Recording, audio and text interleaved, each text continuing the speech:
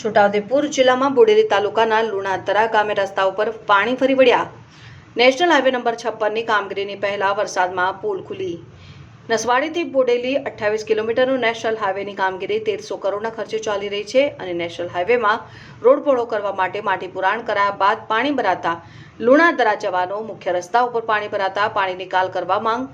સવારથી રસ્તો બંધ હોય પાણીનો નિકાલ કરવા માંગ। પહેલા વરસાદમાં આવી પરિસ્થિતિ સર્જાતા ગ્રામજનો ઇમરજન્સી સેવાનું નેશનલ હાઈવેના ઇજનેરો ધ્યાન ન આપતા ગ્રામજનોમાં રોષ। બોડેલી તાલુકાના લુણાતરા ગામે જવાનો એક જ માર્ગ આવેલ છે અને 1200 જેટલા લોકોની વસ્તી છે। જો વધુ વરસાદ પડે તો આ ગામની સ્થિતિ દયનીય બને તેમ છે।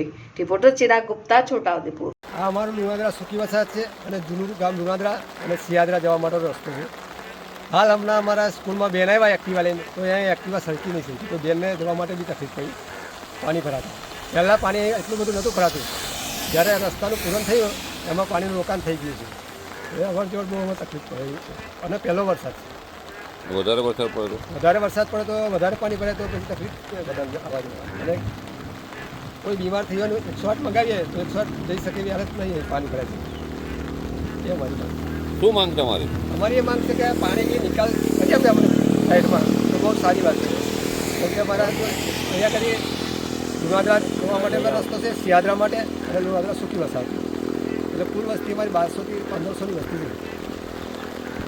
એટલે લોકોને અવર જવામાં મુશ્કેલ? હા, અવર જવર માટે તકલીફ પડે ને બધા। અને સ્કૂલે જવાવાળા વિદ્યાર્થીઓને બધાને તકલીફ પડે, સ્કૂલે જવાવાળા વિદ્યાર્થીઓને તકલીફ પડે।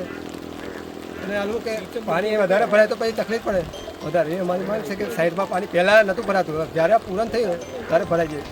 લુણાદરા જવા માટેનો રસ્તો છે અને થોડો વરસાદ પડ્યો છે તોય આટલું પાણી છે અને અમારે બહુ તકલીફ છે જવા માટે। આ ગુઠે તો પાણી છે જ। લુણાદરા જવા માટે બહુ તકલીફ છે, ઓછો વરસાદ પડ્યો છે તો આટલું પાણી છે, તો આના માટે કંઈક કરશો। આ પાણી ભરવાનું કારણ શું?